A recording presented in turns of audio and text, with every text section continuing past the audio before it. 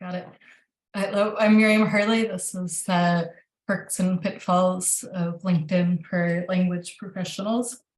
It's going to be approximately an hour and a half, possibly longer. It's organized in two sections. The first section is all about the profile, basically, the parts of the profile that especially apply to language professionals, because there's certain things that are important for mainly freelancers, but not everyone, not exclusively. And the second part is about using it, how to sort of expand your network. I'm going to organize it as such that you can write questions in the chat if you want as we go, but I might not answer them until the end of the first section, and then the end of the second section, to sort, because they're two pretty separate issues. And at the beginning, I wanted to ask you just a couple questions that sometimes I do in poll form, that if you could answer in the chat. The first one, I'm going to share the screen right away. You can all see my screen, right? And as I'm, so if you could write in the chat now the extent to which you currently are using LinkedIn. Like if you have a very basic, just started or just exploring it, maybe don't even have a profile, to people who are on every day and it's their main source of work, because let's see. So we have profile only, and this is generally if you're super power user, I would probably only have some tips for you, but for everyone else, I have a lot of tips for the perks and pitfalls. And one of the main things that I like to say, because I think that for all of us in modern society, it's sort of in business and in life, can be sort of a stressor that you have to do like another thing. So LinkedIn become another thing that you have to do to be a proper professional, and there's so many different aspects to it that it can feel overwhelming. And I know that in my presentation sometimes it can feel overwhelming because there's so many things that you could do, but you don't have to get major benefits from it. You can stay pretty, in the middle basic networker, because it has, different ways of using it, like the simple online presence. Let's see, we have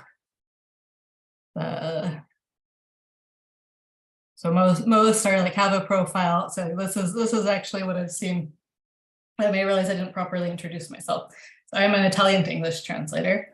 I have been for 23 years. I started at the beginning of January. I'm certified by the ATA, and I specialize in certified translations and tourism, social sciences, and product design are my main areas. The way that I ended up talking about LinkedIn with language professionals, that my mother is a career counselor in Oregon. I'm from Oregon. And she trained me on writing resumes and on helping her clients with LinkedIn. So she would, and then when I was in my own industry, I noticed that people were not really using it to its proper, they were falling into the pitfalls of LinkedIn. And one of the main pitfalls is not really taking advantage of the free things that it has to offer. And so I wrote a blog post about it called The Perks and Pitfalls of LinkedIn for Translators, before expanding it to all language professionals, for just the things that I'll talk about here. And then for my Italian translation agent association, I did a presentation. So I started doing these and then doing consulting one-on-one for language professionals. And as people are saying here, that you have your simple online presence aspect, which is important for all different ways that you might get clients through it. So we'll discuss. but then also just almost like an extremely elaborate Rolodex we used to have, that you sort of tend these relationships through them with both your clients and colleagues, because both are important.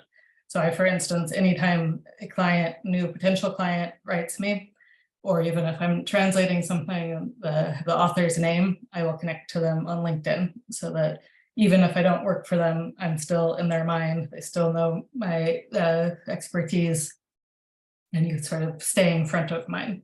And then it's a great research tool. So if you're, interested in having a new specialization, or finding out, if a company that you would like to work for is expanding into your language area, and it's a place to demonstrate your expertise, which can also lead to, which I do with LinkedIn often. I'll just give little tips to my LinkedIn network. So my one comforting thing, if it causes you anxiety, you don't have to become dedicated to LinkedIn, have it be your new second job. But like all social media, it can be a little addictive. I do spend quite a lot of time on it. Okay, so the other thing I would like to ask you to write, you can do any version of this that you want, but this is the results from a poll that I did on LinkedIn, which makes it a little, like I published it on LinkedIn, that makes it a little, what do you call that, bias, selection bias. So the number of people who get work directly through LinkedIn.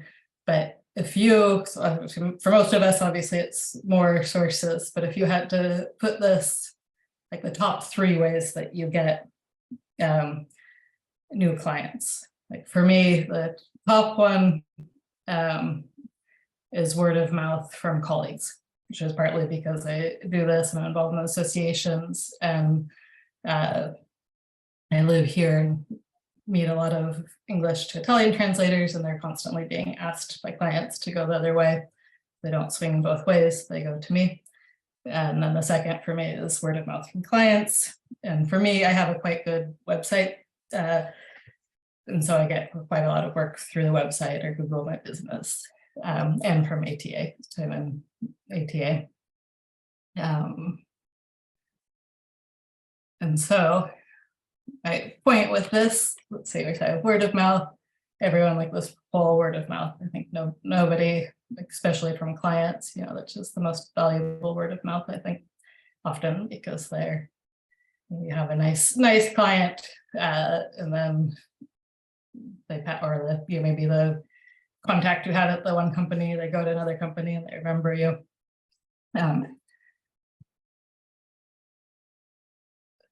So to anyone with direct marketing, not so much. Directories, word of mouth, colleagues, and clients. Yeah.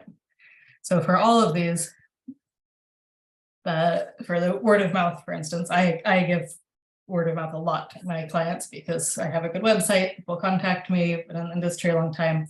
They always ask for different directions, or I don't have the time to take it on, or it's a sector like financial that I don't do literary, and I don't want to take a lot of time to suggest things. And so I always just have these in my notes and will say, these are my ATA certified into Italian, anything I get at constant. And I prefer Johanna Bishop at the end, who's a great translator, but she didn't do a proper LinkedIn profile. I make the exception and we'll do her website.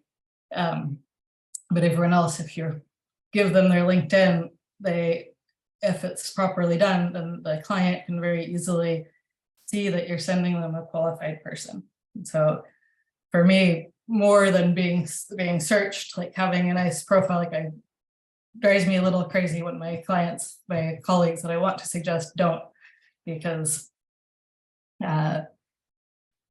I have to root through their websites or more things, or send the potential client just an email and a name, which isn't as effective as somebody whose profile clearly shows what they want.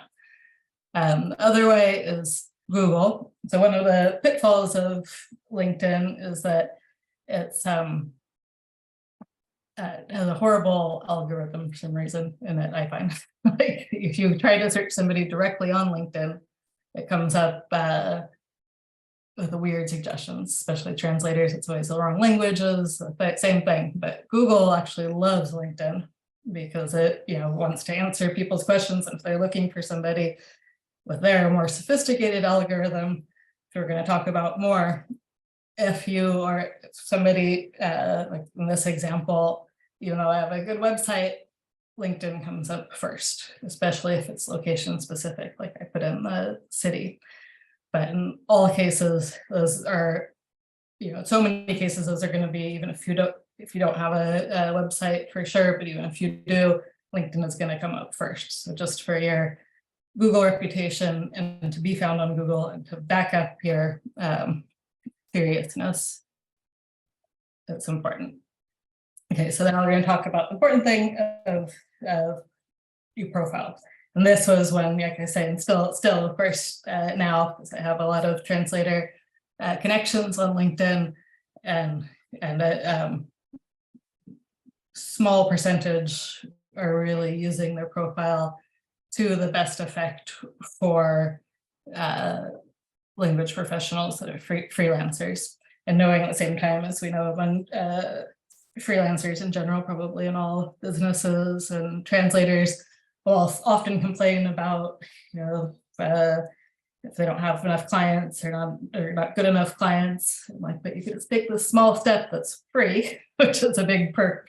But LinkedIn is free for our purposes. I don't think the premium is worth it, at least long term. So for all the sections that will come that we'll talk about, there's two things to keep in mind that you have, depending on your purpose, because you could really not be interested in having people search you on Google and find you on LinkedIn. Probably most people are, but you might just work in your niche and not want to expand, but want to use it to cultivate your work relationships. But assuming that you also might want to be found in all things, you have the two targets, the humans and the algorithm. And so for the humans, most of them are in common. Obviously, the algorithm doesn't care if it's ugly, but for humans like to, nice pictures and have the message of who you are and what you do come through very clearly.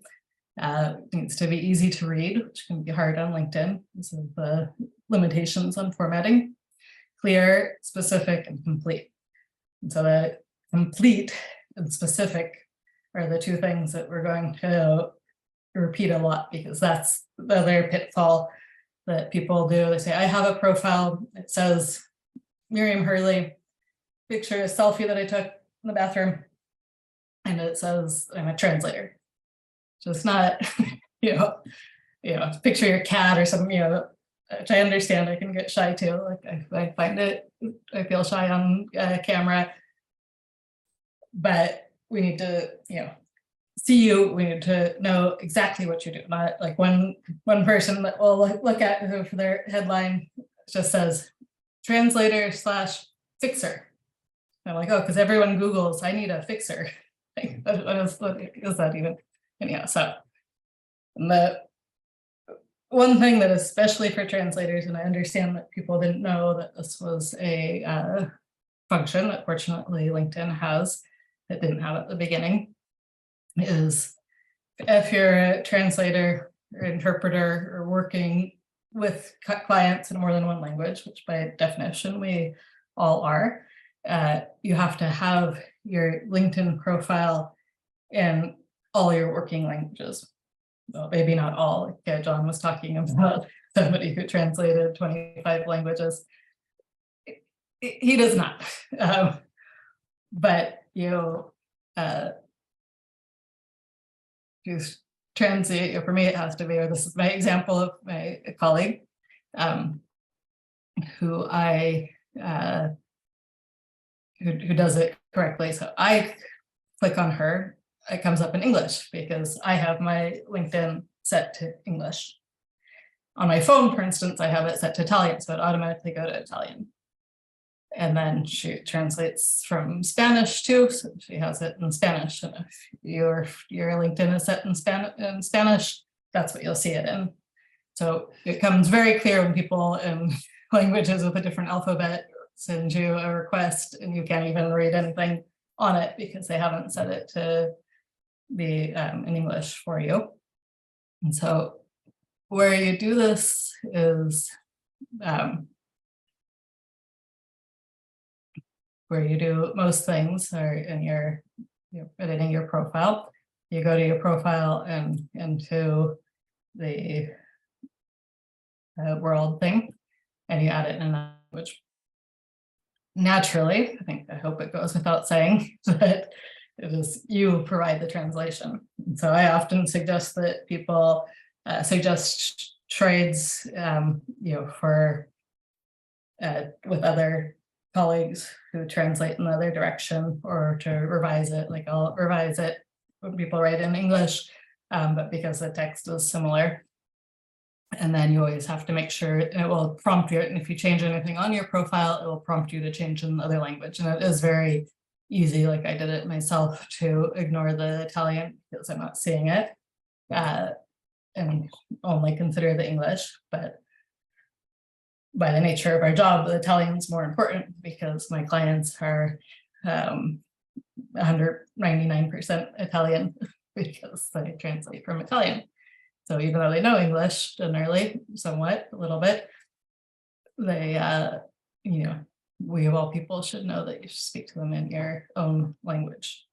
And so this, I have later, I'll say there's 3 things that you have to do, that they require you to do. And this is one of them. If you're a translator, not a translator, fine. You don't care about other languages, but that's not who we are. Okay. So the other thing that's matters for the algorithm, not for the human eye, that applies to every section is keywords, which I know we're all probably sick of the concept of keywords by now in our modern times, but that's how you'll be found. And especially LinkedIn, I find that their pitfall is that their layout is not beautiful. And it's a little crowded and things get lost, right? So there's aspects where you can't,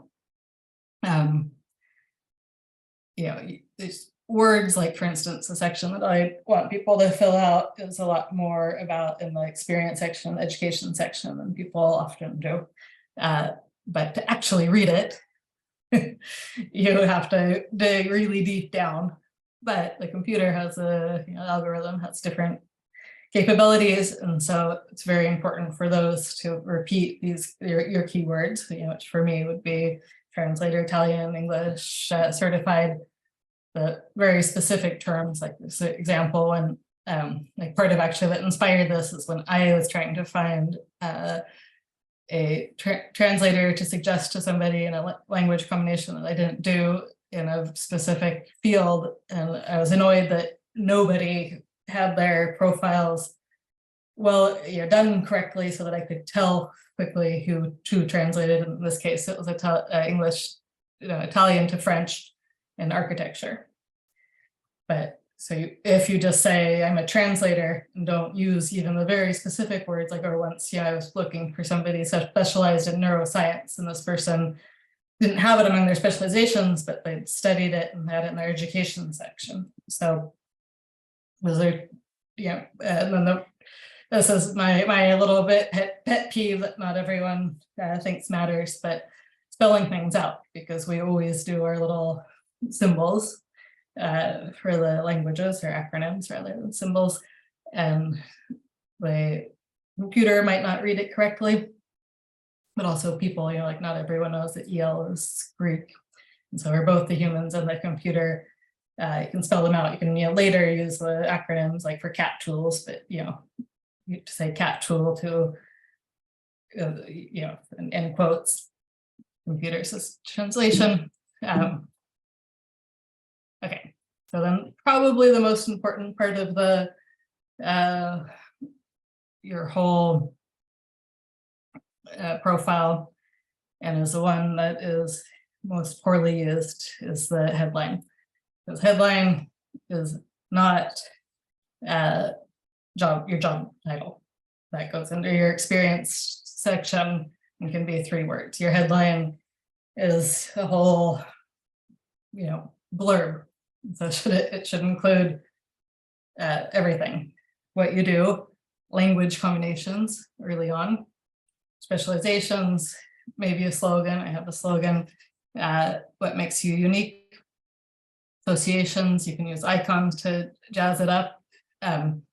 You have 222 characters, and so you don't have to use it all. So I have my negative examples I'll start with first, that obviously I disconnected from their profiles, which was just freelance translator. There's your translator fixer, all these that show up in the wrong language for me. I feel bad for the proofreader who didn't catch the error in her headline. And there's just all of them. The flags, I also am down on flags because the computer might not read them correctly. Not everyone knows their flags. The British flag for all of English is annoying. And so I suggest if you have to put in flags, at least also put in the languages, because like the computer actually would read that as Germany, France, England, and Italy, which doesn't help if that's what you're searching. So here are good examples where they have, here's a nice subtle use of the Unicode emoticons that you can, the best way you can do those is just search like what you want on Google and say, I want scales because it relates to it. But you don't have to do it if you think it's too noisy. You can have here's her slogan, flawless legal documents, make your case. I actually wrote because I helped her. You can have other side things that you do who are related, but not, content strategist for Claudia. You no longer need to do the she, her if you want to, because now it's inherent in LinkedIn. It's an option. So the second thing that I say you have to do, you have to have it. So actually, all the 3 things are all here. You have to have it multilingual. You have to have a decent headline. There's really, that's the main thing that goes. Actually, let me talk about that a little bit. First, let's use examples of the first thing that people see anything you do throughout all of LinkedIn. Your beginning of your headline is always there. So you need to, if you comment, if you like, if you share, whatever you're doing, we'll talk about in the second section, things that you can do. It comes, so her, for instance, she shouldn't have that in Italian for me. I should be saying it in English. And so it's really key real estate, especially at the beginning. And then her, I would have added more because it's also a key spot for let's see, I'm not doing there we go. So sorry. So that's 2. Decent headline. Doesn't have to be like any one thing, but it cannot be translator, freelancer, whatever. And then the third and final thing that you need a picture. Okay, no, you might not want to. I think professional is good, but it's okay if it's semi-professional, but not fuzzy, not not a picture of pet, no logos, definitely not not having anything. An optional that I haven't had, because I haven't gotten over the embarrassment that they give you, that this you can only do on your phone. You can record on your, so this is an example of a nice picture, but I'll give you Kelsey, she's definitely a power user. You can do a little video recording of Hi yourself. folks, welcome to my profile. Happy to have you here. I'm Kelsey. I'm a translation industry expert, which means if you need any. So you can add that if you really want to go all the way. But you can see even if yourself, you're poking around the difference of saying like a professional picture that makes on your impression as opposed to, you know, I'm just translating for fun sort of picture.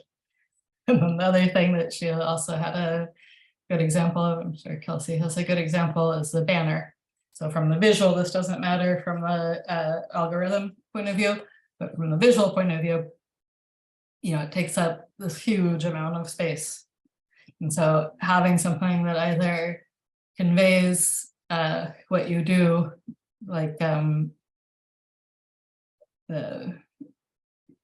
having a picture of here, she's an interpreter, so you see her interpreting, so that makes a big impression.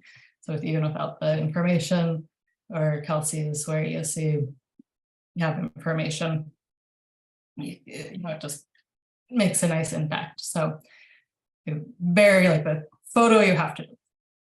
Period. It's a social network. We're social beings, and translation and interpreting take a lot of trust, right? So you want to be able to see the person that you're dealing with. The banner you don't have to do, but I strongly suggest it. And you can use Canva as a way to get the right, because that's another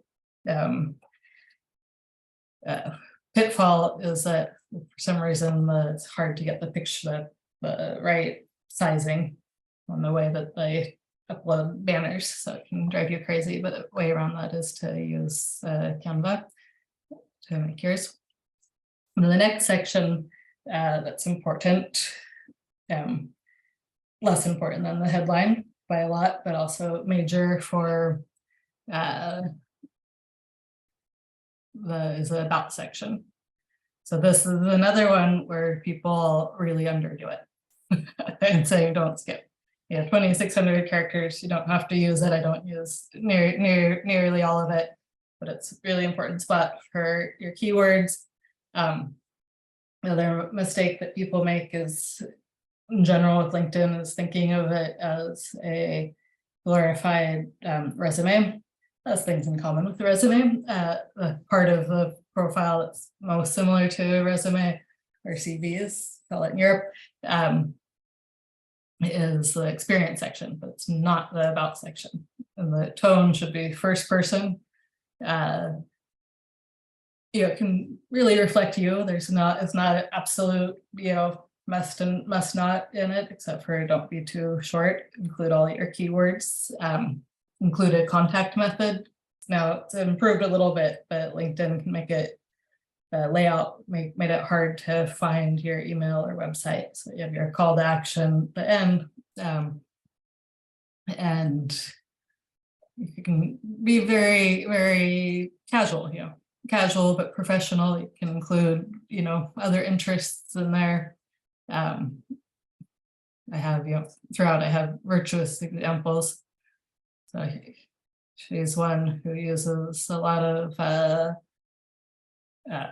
you see how far down it is, like hidden in here, how things aren't super visible. But you see how she breaks it up, uses icons without getting totally going overboard. And she has her keywords and her personalities in it. So that's all important. And that's the part, that would take the most translating if you're, when you have it, when you do, because I told you have to do it, have it in your other languages. It's the most chatty part of it generally. But you have a lot of, say mine is much shorter. I use, for instance, quotes for, my testimonials, sort of. Those are my keywords, my call out. It doesn't have to be super, super complicated. Okay, the other tip, this is a very neglected section that people, I feel like, don't realize that there's a whole section that you can write about, that they just think that it's job position, job name. And so here too, you want to use your first person conversational tone rather than laundry lists. And a lot more detail about your specializations is somewhere you can go into here.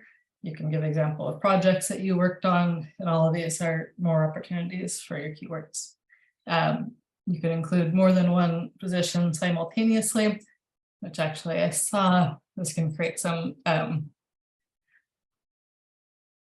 confusion. So all of them are, all of your, everything to change is here. You see if you change each section. And way down here, your experience. So this is, for instance, somebody might not read it. They're not actually deeply interested in, but the computer will read it. You can add links here, like I have a link to my website, my specializations. And then I have it under my page, my company page, which you don't necessarily need to have. You can't have your logo if you don't, it'll just be blank there. But you can, just keep on going with everything when you're editing it. Is if each one you have the dates and to the present, then it just adds them all under the same position, which many of all of us, I have a group here with which we do a language exchange. I do the coaching for LinkedIn, and you can put it all under the same thing. You don't want to necessarily do every job that you've ever had. Like I don't have on here when I worked for bento, serving bento for 2 weeks before I was fired. Food service is not my expertise, but everything remotely related also to your specializations, not just your job. You want to add links. You can add links to books that you translated, which you can do another part as well.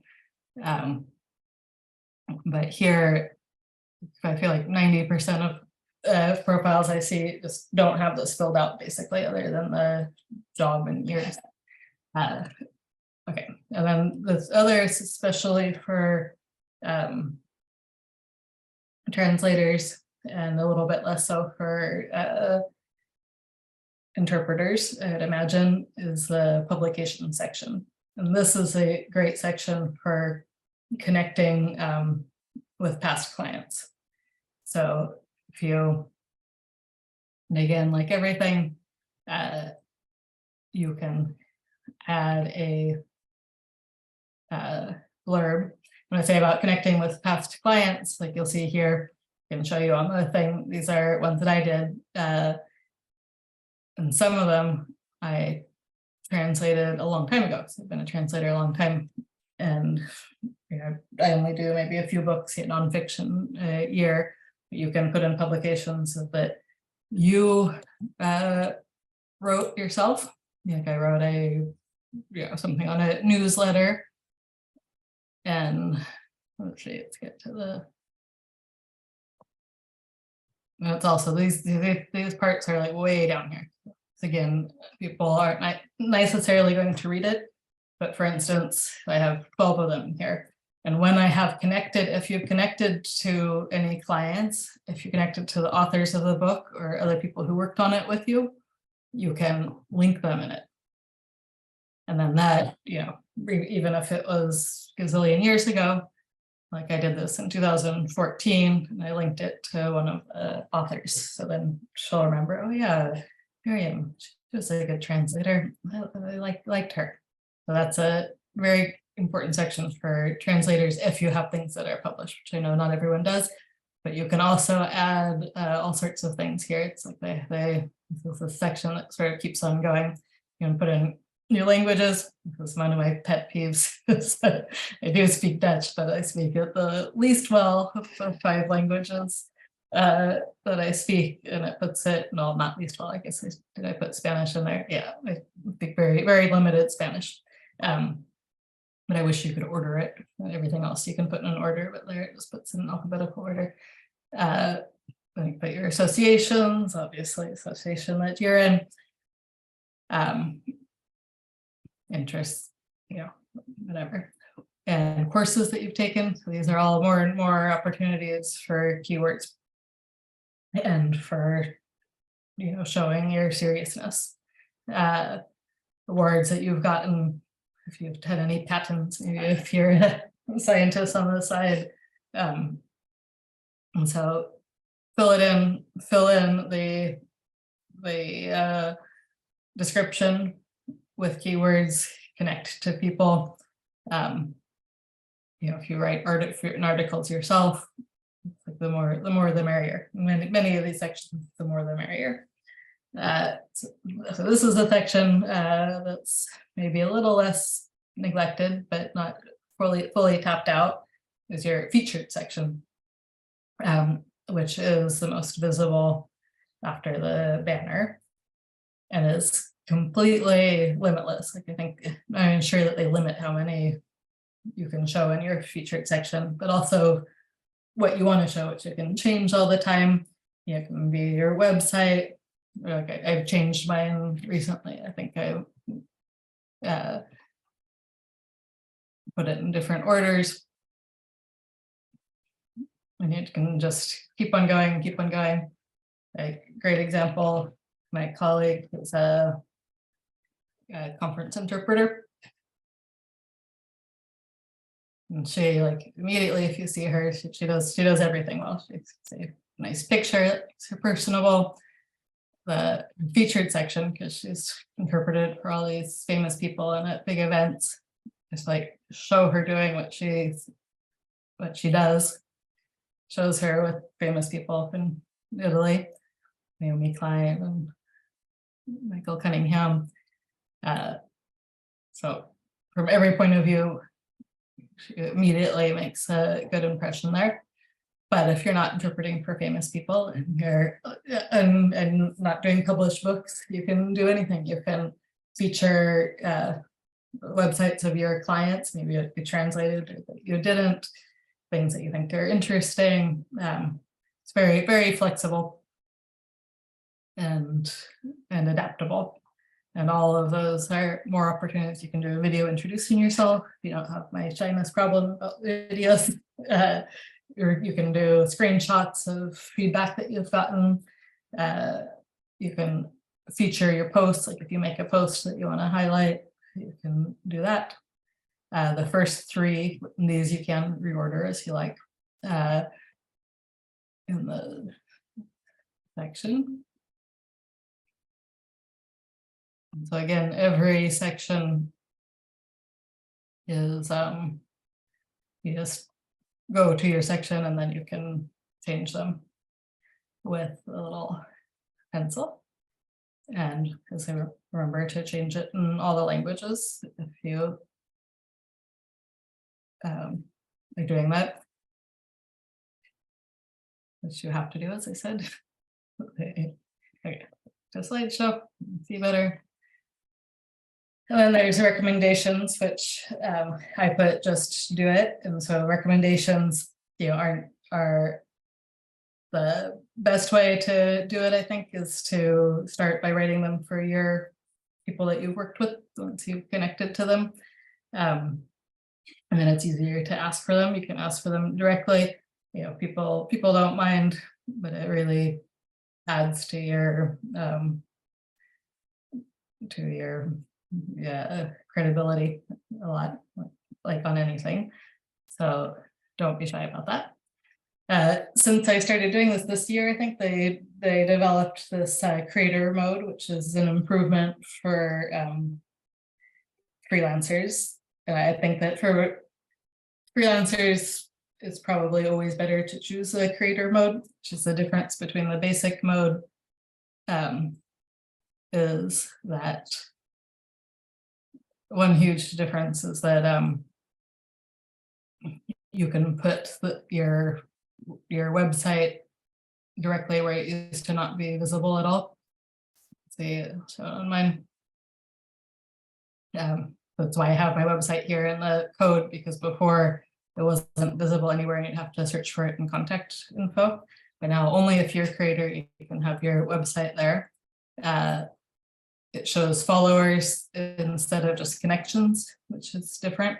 And it also prompts you to, like, if you go to somebody's who you're not connected to, and they're not in creator mode, the first thing that appears is to connect, right? Whereas if you are in creator mode, it's to follow. And so it sort of has a different, lets you use hashtags for what you talk about if you're in creator mode. It reorders the sections so that the about section gets buried and the featured section is stronger. And so you should, let's see, where do you change it to creator mode? I think maybe in here. Actually, because it's relatively new. Maybe it's in more. No, I don't remember right now where you do it, but anyhow, let's you do, here it goes, down here. You can go on or off. And the providing services, the open to work, maybe you can do providing services anyhow, but these hashtags, for instance, so it all emphasizes, just gives you more for showcasing yourself rather than just connecting. That's historically has been the pitfall LinkedIn for freelancers, is that it was really designed for job searchers originally. And so now it's been, considering us more as the people who are marketing themselves through it or connecting through it. These are a better option. So I suggest using it.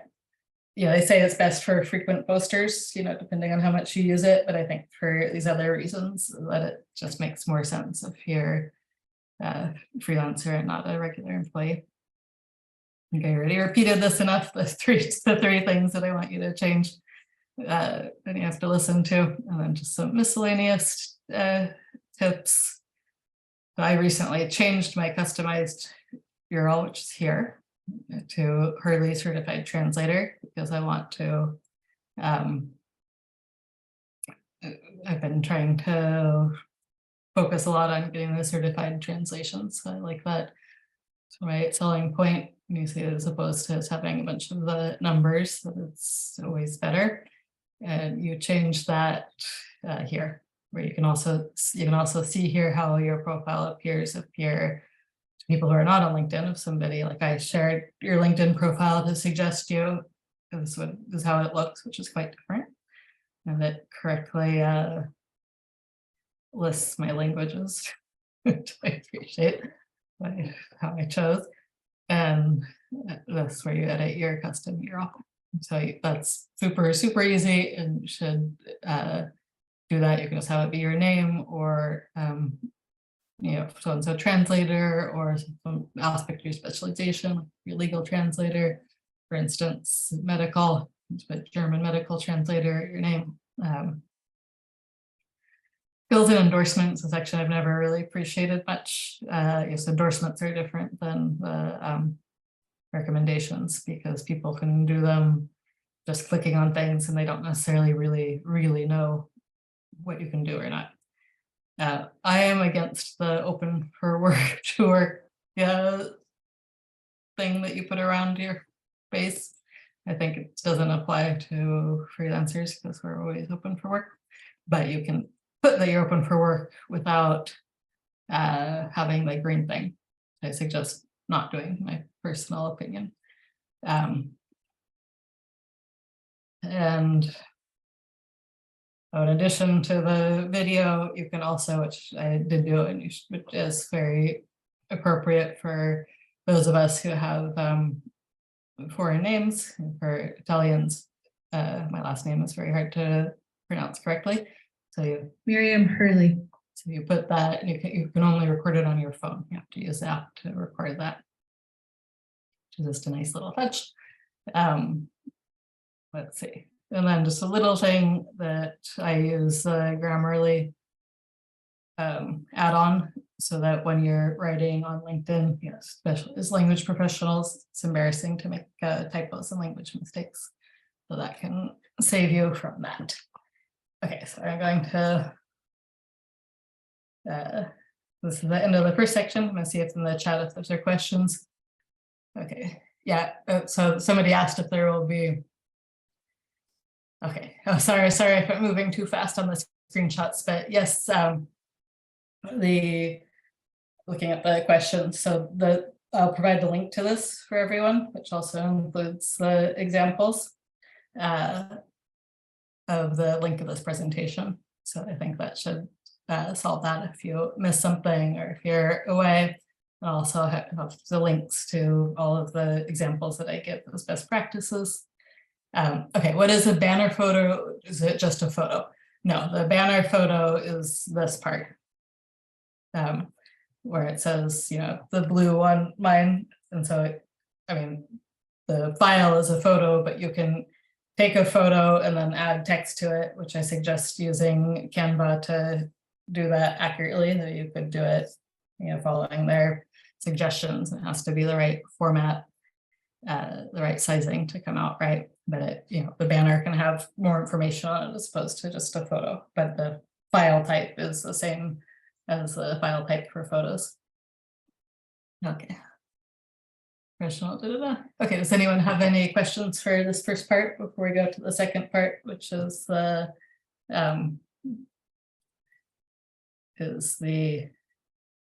how to use it more?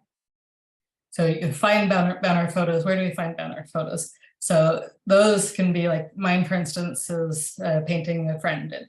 And so it's just an image that she gave me. It can be anything. You can have a picture, you could use it on, you could go online and find anything. It can be a picture that you did. It should be a high quality file you can use on, if you go on Canva, here we go.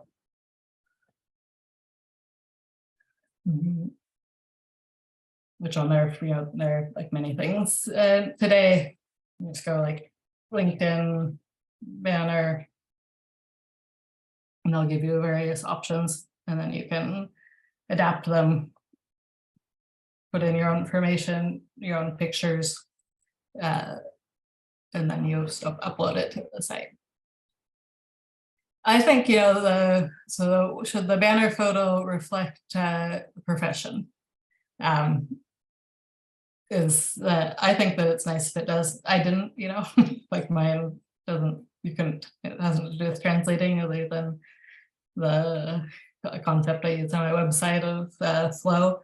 I think it's nice, especially, it depends a little bit on what your specializations is, so if you have, let's see, trying to think of somebody that I know, like Natalia's, doesn't, she just changed hers. You have, if you're like medical, technical, lawyer, those are specializations that are super visually, easy to visualize. That's sort of a nice touch. But it's a nice, you can, she did, where she wanted to have, she liked this idea of having a book. So it was a little abstract thought. Okay, the QR links to my website, which is something you can do. Is you can just Google how to do a QR to your website, which I found just a nice little touch. What is the best way to incorporate emojis and symbols? It's a good question. I forget, this is not an obvious thing. So Unicodes, the way that Unicode works is that they work on anything. So you can take them, you can steal it here, so you don't have to do it within LinkedIn. So not within LinkedIn.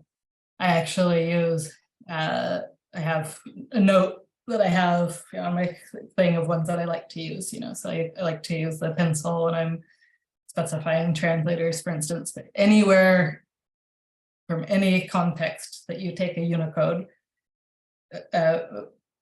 icon and paste it, it'll always paste correctly. That's why they're called Unicodes. They don't have to be, that they're cross-platform, and that they work automatically.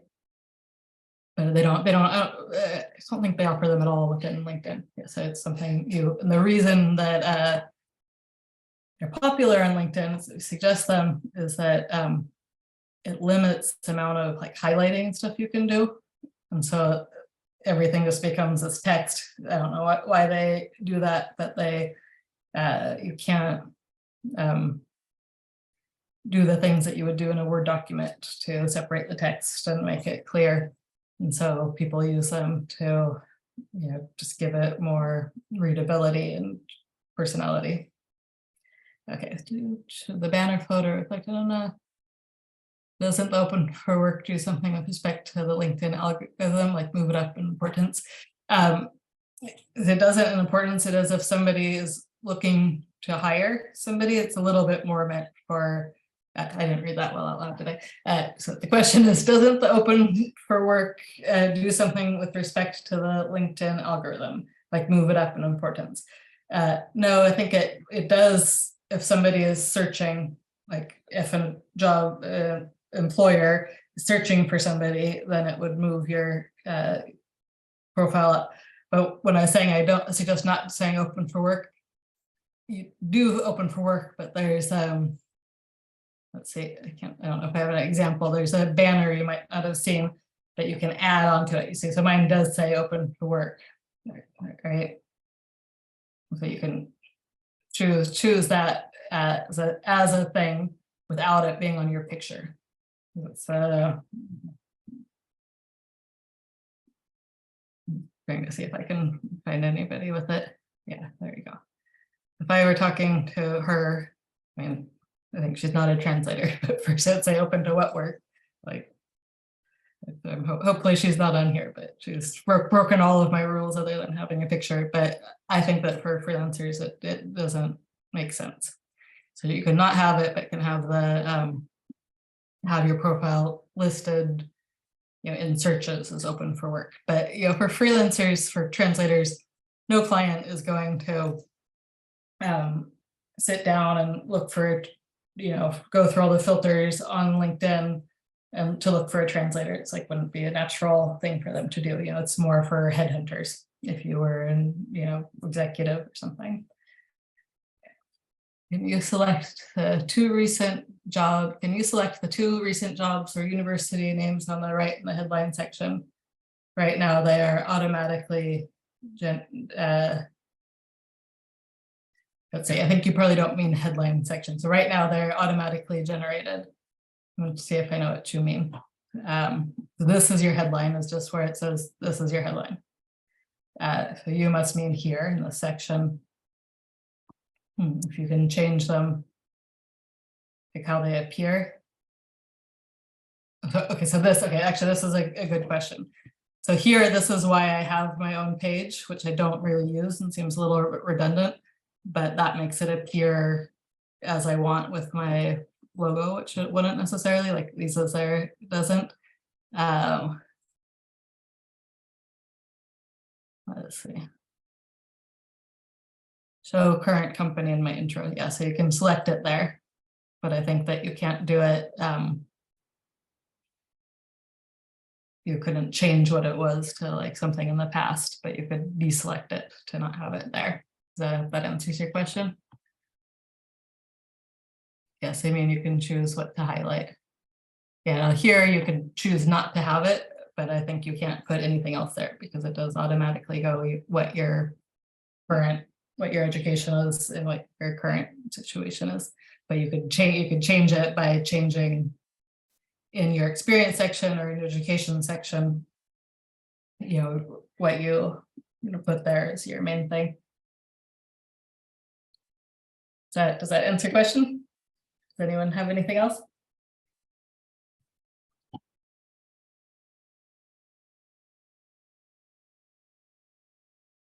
Okay, looks good.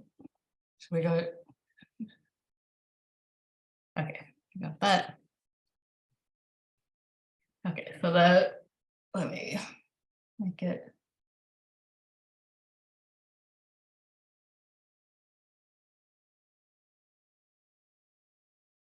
Okay, so the second section is on using it and expanding your network. And as we talked about in the beginning, there are a lot of different ways that you can use it. And so it'll depend on your goals, how much time you want to invest in it and such.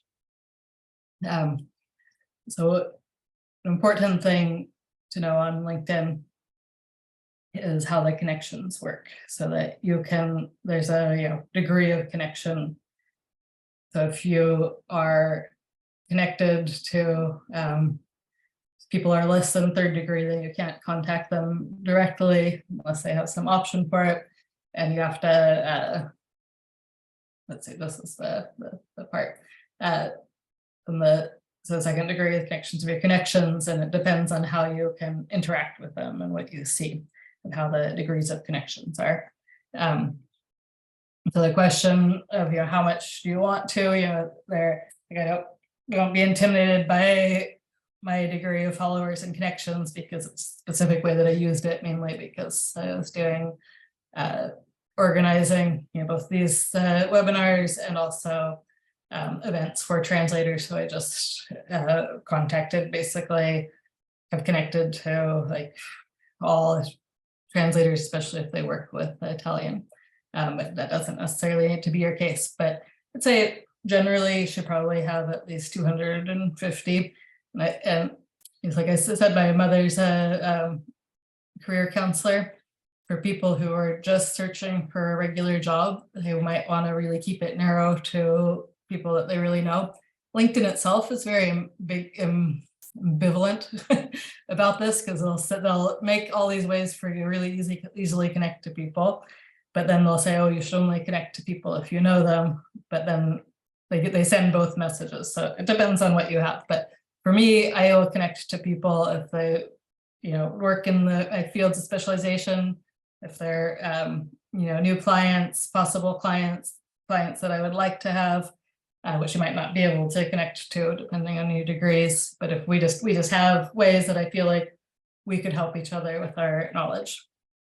So the way, let's see, so where to start? Obviously, start with your real life network. You've been a translator for a while, or language professional for a while, been new on LinkedIn. You just go through all your old client names and contacts and colleagues, and search them on LinkedIn and ask for connections. A thing that I don't always do that is good advice, but sometimes can be hard to, if you're connecting to a lot of people, is you write them a little message. But definitely, if you know them in real life, you want to connect. Like, oh, I saw you're on LinkedIn. Remember we used to work together. Remember blah blah. Let's connect here. Like I'll say I'm also a language professional, so I'd like to connect. And then you can expand to their connections if it fits your goal. You can, if in your association, for instance, you could search people in the association, and you can, once you're connected to somebody, you can connect to their connections. And all of these things are always going to be in the search section, which is relatively good, I find, for LinkedIn's limitations. So you could find, Italian translators.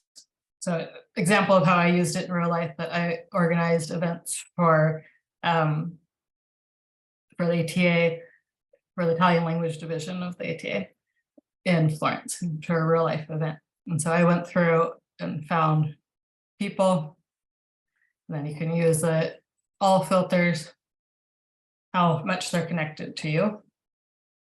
And so I wanted a second degree, which were, not my first degrees, because they've already connected to them. And then you can add your location for Florence. So you might want to, if you're only based in Chicago, is really just depending on what you want to do. And then the most important is industry. And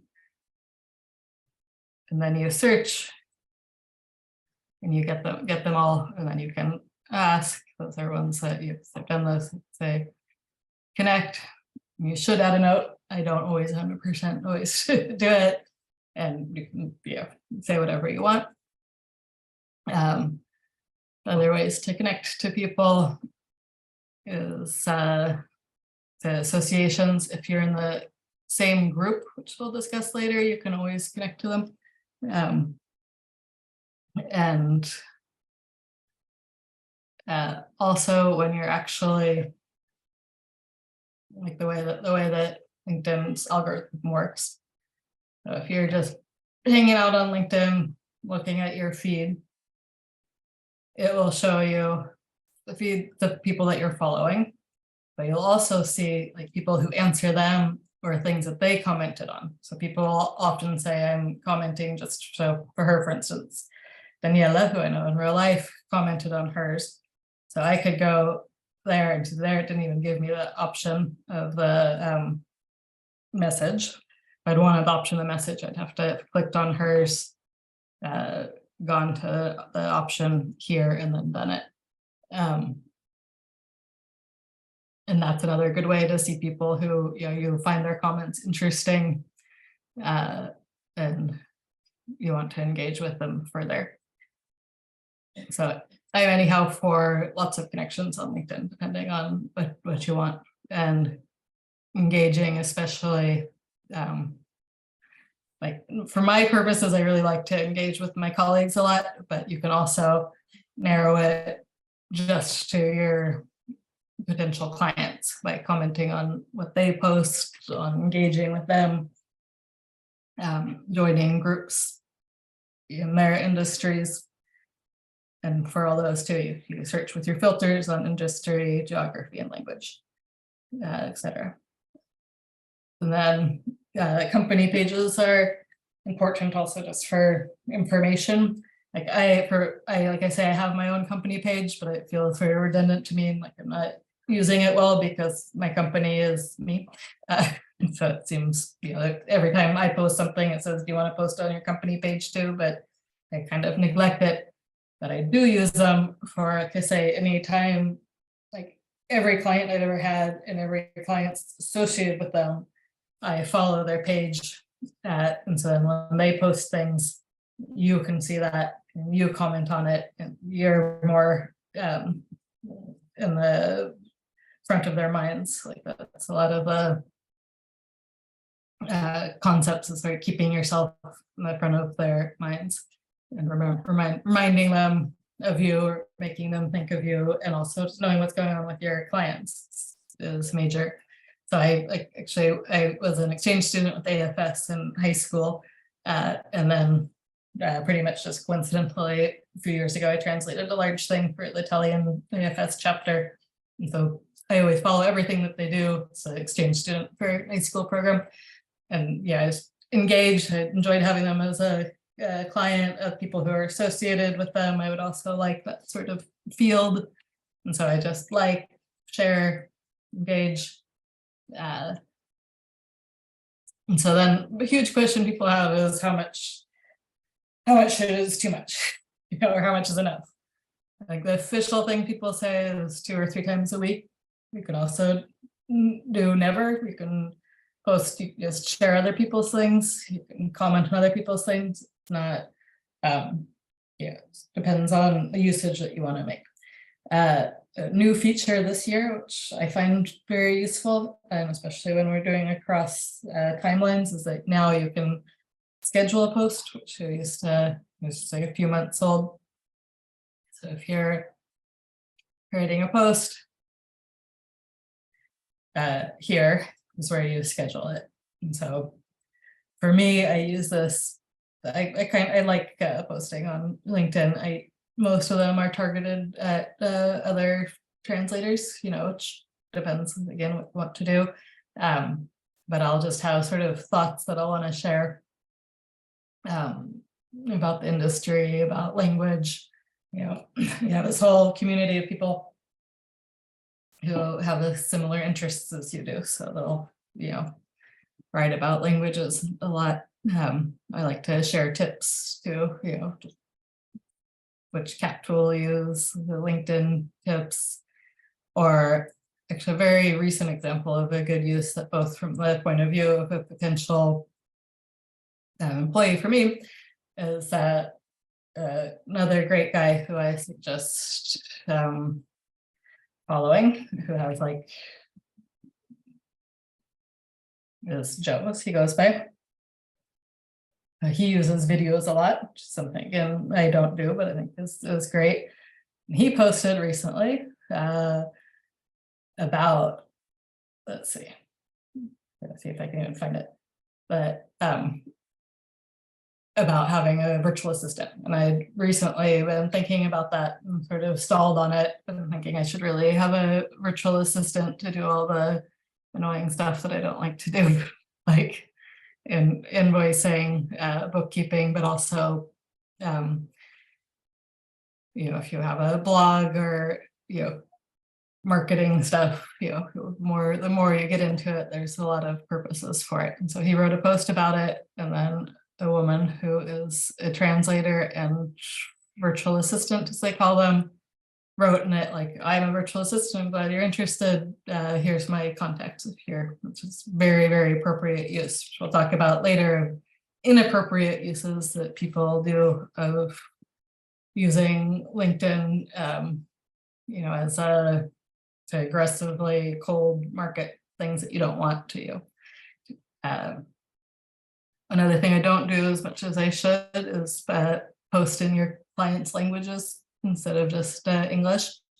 Like, I get shy about it. I'm more likely to comment on people writing in Italian. I'll comment in Italian, but I very rarely actually write in it. But depending on your languages and situation, you know, not, you know, an audience, if it's something that's really meant for just one language group, then, you know, don't default to English as much as I do.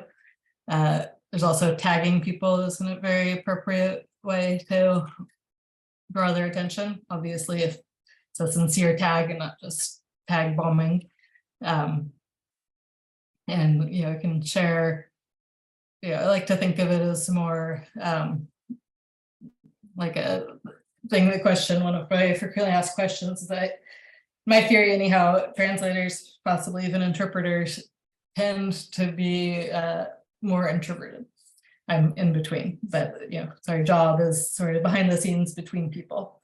And so many people really hate the idea of putting them, you know, being like me, look at me, look what a great translator I am, la la la.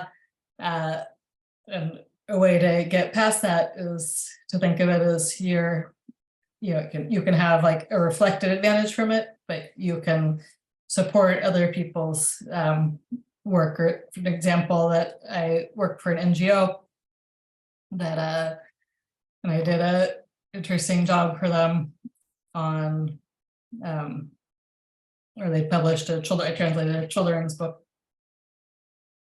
Here's an example. Actually, I'm going to give this an example of another way to use the search. That you can search posts, and you can search, you know, your own posts that you did. And so the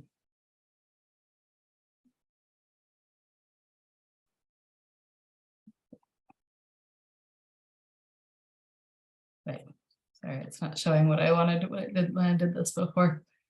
The anyhow, so I just put on the, here it is. So I just tagged, and that's the important thing, the tagging, you know, works like with everything else. This NGO that I worked for a long time,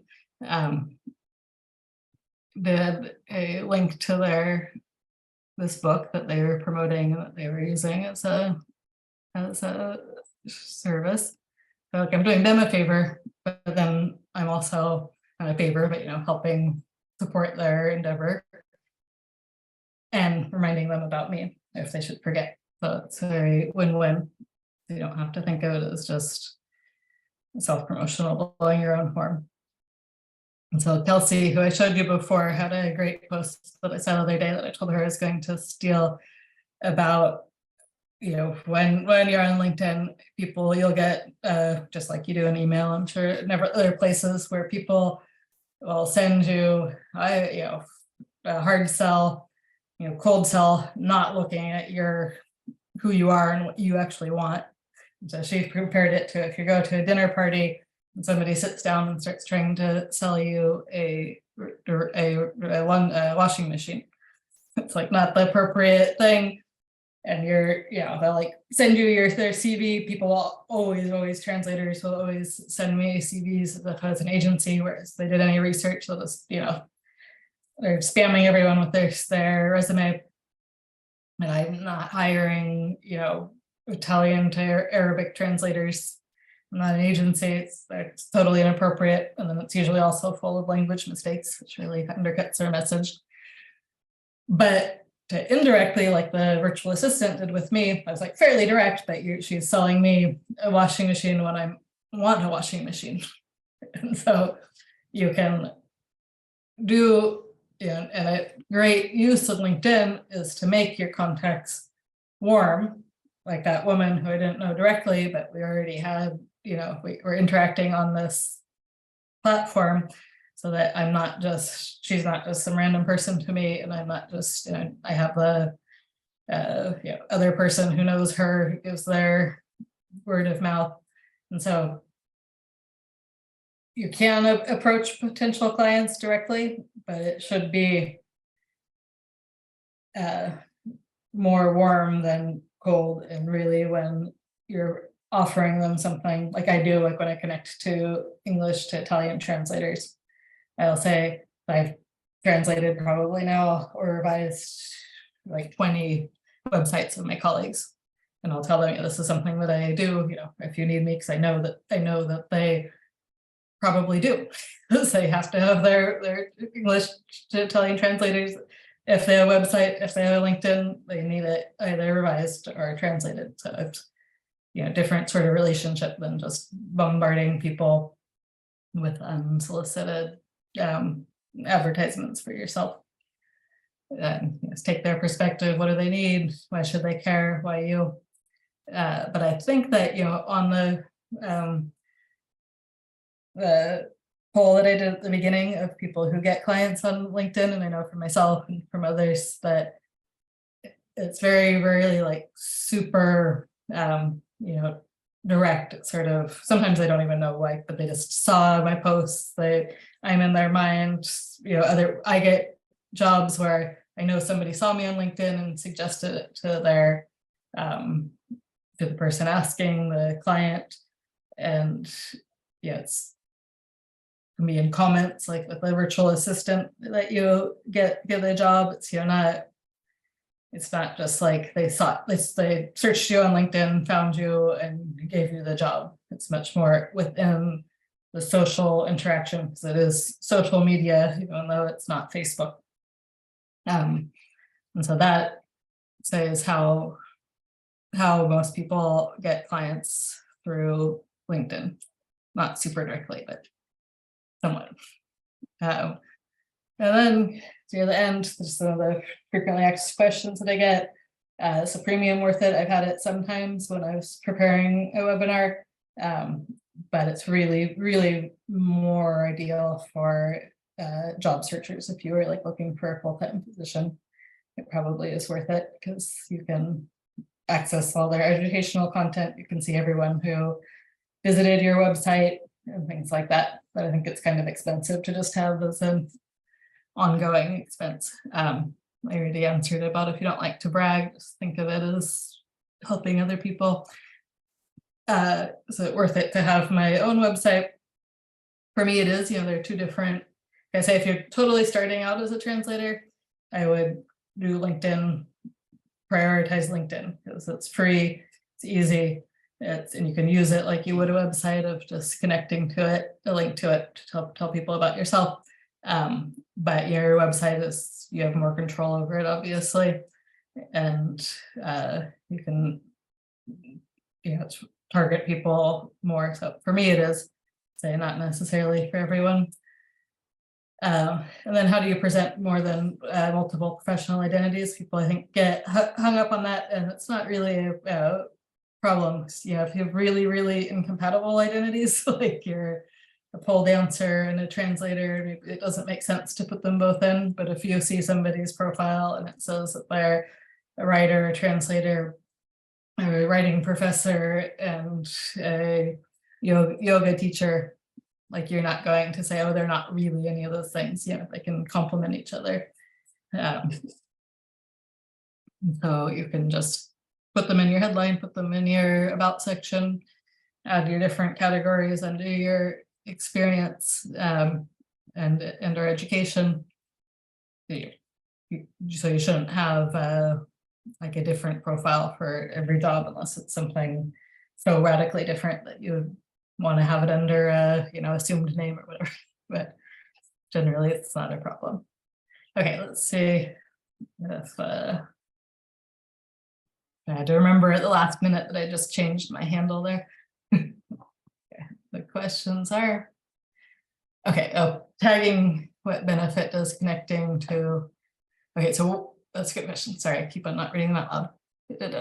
So what benefit does connecting to second or third degree connections provide? So which is really just asking that what it provides to have a connection. So if you have a connection, you can write them directly.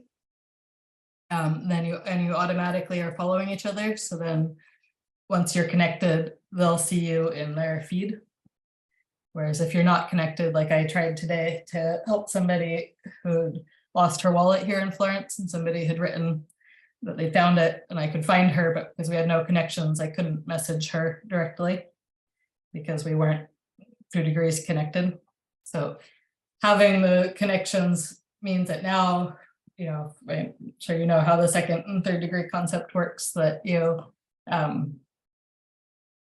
can see things that their connections do, and then you can connect to their connections, and their connections become your connections, your potential connections. Yeah, I lost the chat window. Where did it go? There we go.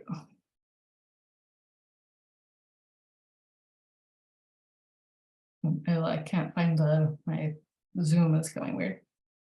You can you guys all still see my screen? It says whatever. Okay. No way, it's not coming up. Can somebody read? I think I accidentally closed the chat thing and I can't get it up again. Can somebody read the next thing to me? Okay, we have a few questions. Okay, regarding tagging and There I have it. Sorry. Okay. Okay, I can do it. Can you read? Okay. Okay, let's see. Okay, tagging. Okay, sorry, I should have explained tagging better. So what does tagging people do? So tagging works like it does on other social media where you put like @ before you type their name, or I think it might even suggest it. Give you examples. So if I am saying, I loved working with, and then it will give me, I do the @ symbol and it gives me, so I said him, who I haven't worked with, but I won't post this, he'll get a notification that I've tagged him, and everyone in his network could also see this possibly. So that's what tagging is. Hashtags is just when you say anything,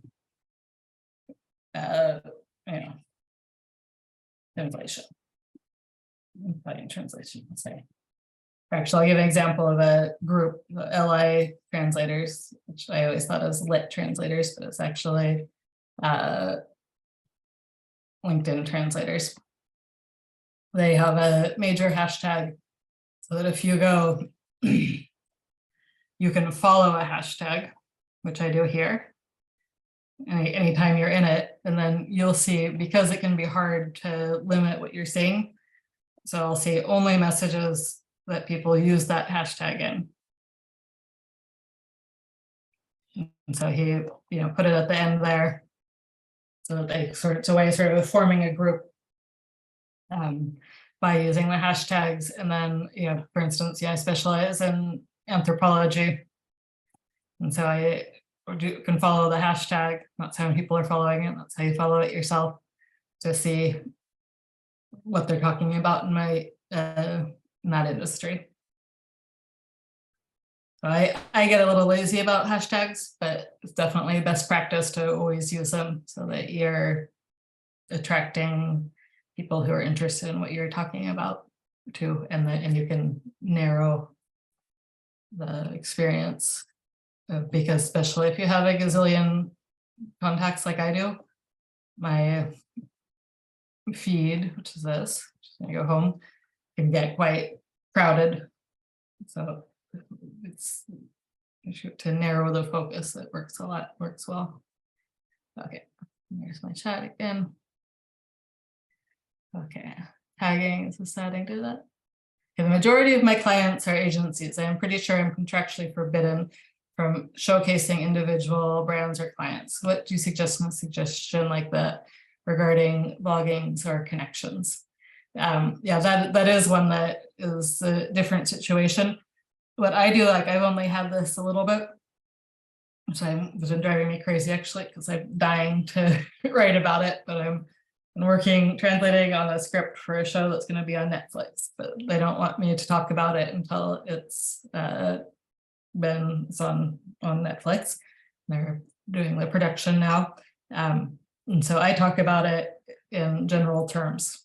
And so in categories, so you don't have to, like in your featured section, you don't have to talk about individual brands or clients. You can talk about types of projects that you've done. You can say, you'd have it be, especially the featured thing doesn't have to be like, I worked for this brand. I specialize in this area, and here's some interesting information that's happening in that area. I'm sure you probably are allowed to still connect to the clients if you know them, but not say that, not offer your services to them directly. So you can keep it much more. A lot of people work constantly with the non-disclosure agreements. For me, this was the first time, and it's making me itchy. I'm like, when are you going to release it? She's like, in the fall, you can say. And then when, like, I have a lot of audiovisual people, translators in my feed, and every time that their shows go on and the credits say at the end, they'll screenshot it and say it. So basically you can be vague on the topic rather than the specific clients. Okay. So it's a good question. Doesn't the multitude of connections diminish the value of it? It depends on what you're doing, like what the value is. If your value is to, it depends on how much you want to expand your network. For me, it doesn't, because I don't have to like interact or engage with all of them. Like I don't want connections that are like, and some people will, they'll live in Japan and work in the auto industry, like not related. Oh yeah, John answers, there's a difference between non-disclosure agreement and non-complete clause in a contract. Yeah, that's true. So your question was probably more the non-disclosure, and you wouldn't be competing with them unless you contacted their clients directly. So if like my company profile appeared in searches, what can you see from that if you do not have the professional version? I'm not sure what you mean. Do you mean your company profile on LinkedIn or on outside of LinkedIn that you're profiling on it? Let's see. Yes, and I do not have the professional. So I don't either. Like I don't have the professional. You mean the what do they call it? Their premium. I don't have that either. You don't have to. You can just have it, and that's the huge perk, is that it's free. What do you mean by professional version? Do you mean that the premium? Can you see who viewed your profile? That yeah, they do, like all things that they do, that you can they show you a few people who viewed your profiles, and then you can't have to see them all. You have to, let's see, I can't remember where they do it. They occasionally they send you like a notification that says so and so saw your profile. And you can go and look who did, I'm forgetting where they put it now. Let's see, my network, my followers. I'm sorry, I can't remember where they put it. They put it somewhere, and then you, if you have the premium, you can see them all. So you can see everyone who visited you, your followers. They have various stats, and they just give you a little bit here on analytics and tools. Oh. They just give you a little taste of it. But yeah, for me, it's not like seeing everyone who visited. So these are for my page, which I don't use that much.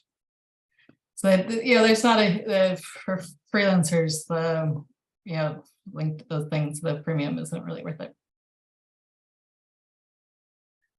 Okay, let's see.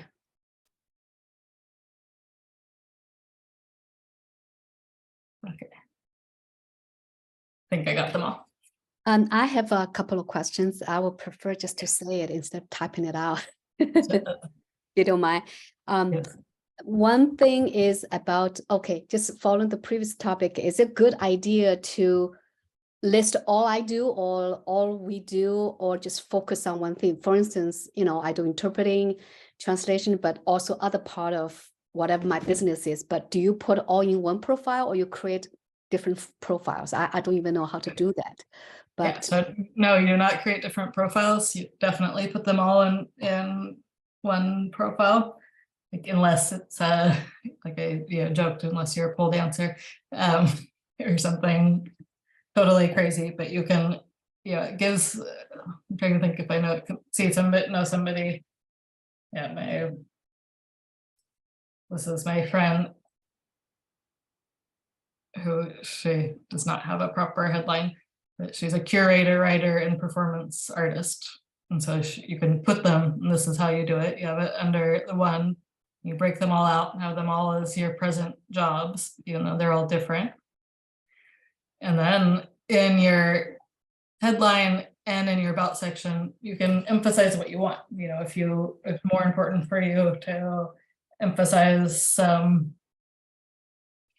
I know another one who's a translator. This is another best. I'm gonna add a page actually to the presentation of all of the examples of different things that people do well. She does everything well. She's an interpreter in New York, and she breaks them into remote, simultaneous, interpreter, translator as different categories for each one. And then she does a great job of giving a lot of information on each. She has a great about section with everything. So you see she can, you can flexibly highlight what you feel like highlighting, but put them all in there. And then especially for our businesses, I feel like, like for me, the language exchange things that I do is not translation at all. It's nothing to do with translation. It's an event organizing, but it's sort of, complementary and only adds to it. Thank you. And the reason I think all those information very comprehensive on LinkedIn, but I also have a website which has all those elements that you mentioned. That's why I didn't maintain LinkedIn as all those features that I took advantage of, I think. But is it easier just to put a link to my website, and then they can see everything that they need to know about me on my website? Is that a good idea? Or I also have to duplicate a lot of content from my website on the LinkedIn, which is a better. The bad news is, yes, you should duplicate it, but you don't have to have, your website. Obviously, you can do whatever you want. This is my website, which I'm quite like, designed for me. I organize it totally different than LinkedIn, way more information, specializations. But the reason that I suggest, like an example I gave at the beginning of basically everything, if they're going to search you, they're going to also find you on LinkedIn. But also, if you're just doing a quick search, I'm sure it's just true for a lot of people, that people say, "Hey, Miriam, do you know somebody who translates into Japanese in these things?" like, I don't want to go all the way through your website. I want to stay on LinkedIn, do a quick search, know within like 5 seconds of saying your profile, what you specialize in, and that I have the right person, and then I can just link and connect it. And then if somebody really wants to, thinks that somebody said, I love your logo, thank you. I had a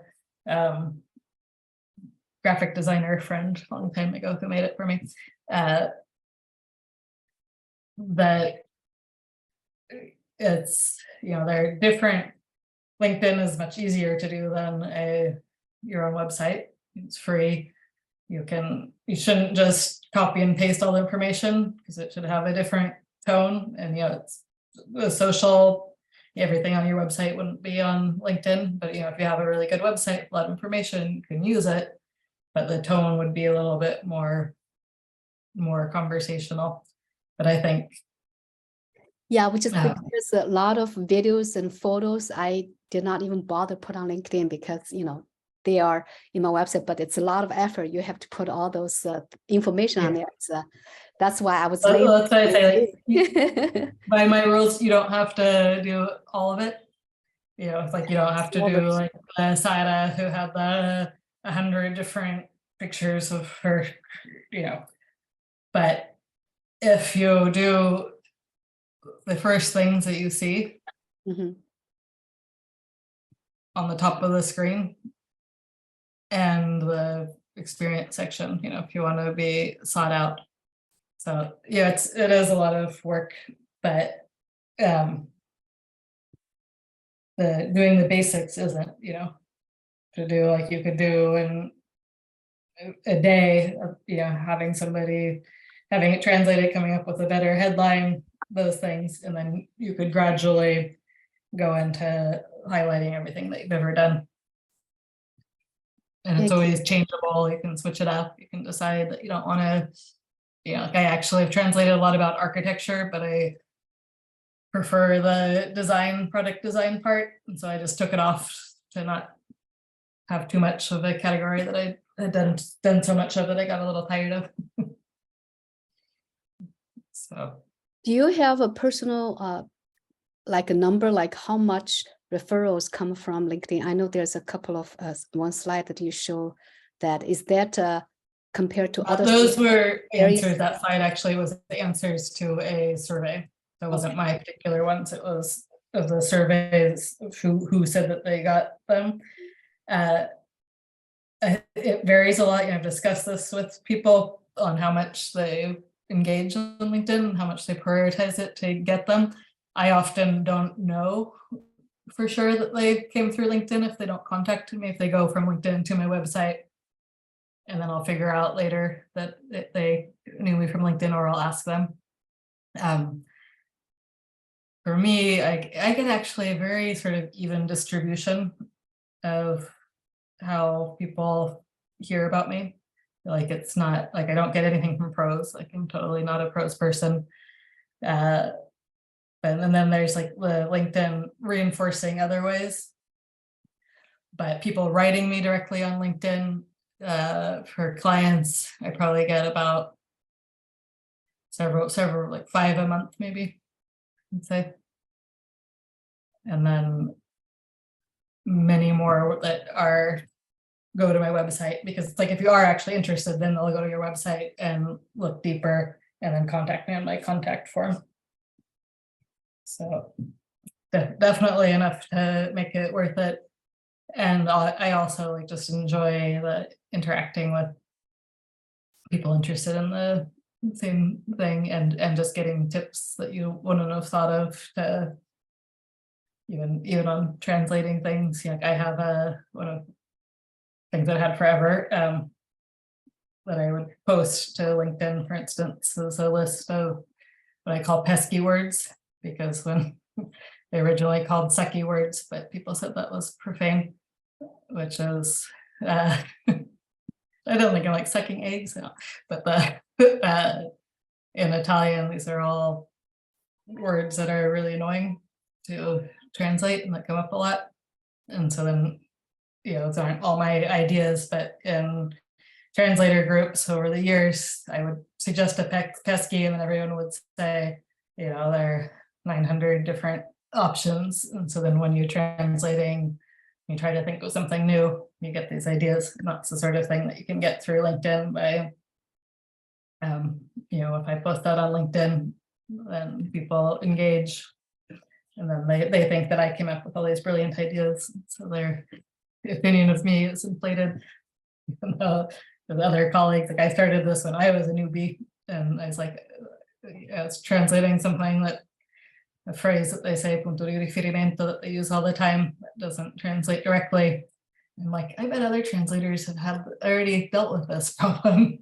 And so I asked, and they came up with, a gazillion different suggestions to use each time. Yeah. So I'm sure all translators know that there's here words that are the worst ones. This is punto di riferimento, and those are all the options.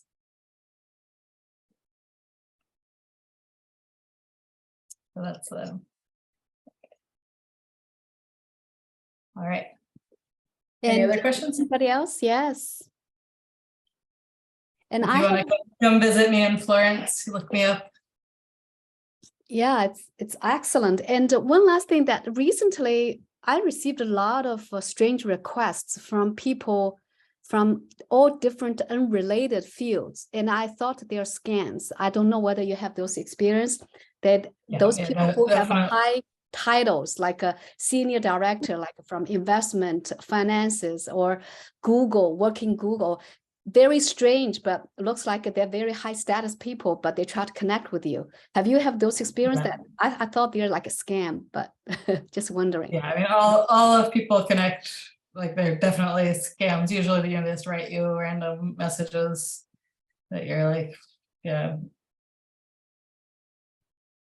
she's from LinkedIn. But it's basically just like junk mail. And then you get connections, like anybody connects to me that there's not a clear reason. So like here, for instance, she follows me and it's at Connect. I can see immediately from her headline, which is informative, that she's also a translator and works in my language, with one of my languages, all the better, except anyone else, like some random guy who says that he's whatever, that wouldn't be related to your field, just reject. And some people like mistake LinkedIn for Tinder, and will, that's your picture, and we'll hit on it, and just like block, done. So. But if they create a fake identity, they also have to create everything like profile wise too, because people will look for them. And right. So I'm just wondering. It's a good way you can tell when somebody's fake, Okay. Like if they say they work for Google and you look and they have no connections that work at Google, among their connections, it's just like on other things like Facebook. There's always going to be the scammer. But I saw somebody actually earlier wrote that they were on it, but then got off because they were worried about privacy concerns. I think, obviously, the internet world in general, that can be a thing. But compared to Facebook or something, it's very, you have a lot of control over what you're showing. And since it's a professional thing, you're not going to show pictures of your children probably. And I don't know, like another colleague who I talked to who was relatively new, and she tried going on LinkedIn and was worried about her identity being, or information being scraped. But what are they going to really do with that information? Like they can pretend to be you and sell your services, but that would be pretty transparent. For me, compared to other online things, it's not the way that people are going to try to steal your identity or buy things on your behalf. I think, my experience. And she said also another thing, that when another colleague we were talking to, she's like, oh, I hope LinkedIn works for you like magic. And I was thinking, it didn't say, it's not magic. It's just like making yourself visible, interacting with people to expand, you make it clear who you are and what you do and what you can do for them, and help them find you instead of hiding under a rock, which I feel like some translators that I know from other areas have that instinct a little bit to hide under the rock, but then people can't find you and you can't help them with their need to communicate across languages. So that's my pro LinkedIn pitch, even though I wouldn't they wouldn't be happy, LinkedIn itself, because of all my criticisms of their, and it's really localization problems too. How it's translated in other languages, and very spottily. It's like occasionally is and occasionally isn't. Or somebody gave an example, which I feel bad for the translator, because, you know, just an aside, connections and contacts, like in English, it's not an obvious difference. Here it means, you know, who you're connected to on LinkedIn, and these are contacts that you can import from your personal contacts, who then you could connect to. So it's a feature you can use your contact book to see as a basis. But anyhow, it's a weird linguistic difference that's not clear in English, I'd say, if you don't actually know. And so they, in Spanish, I think they translated them both the same word. It's two different things translated the same. But anyhow, I'll write a letter of complaint later to LinkedIn.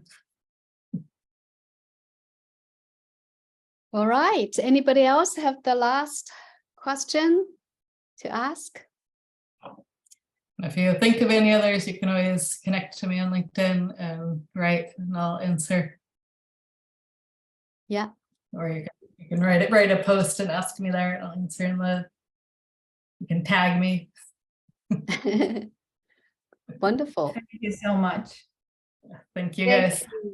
Thank you. And I'll be checking your LinkedIn's and seeing that you at least did the 3 things that I said: photo, headline, and multilingual.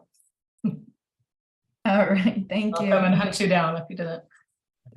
Thank you, Miriam. Thank you. Have Thank a you so good much. rest of your day. You too. Oh, You- good rest of your evening. Sleep I tight. will.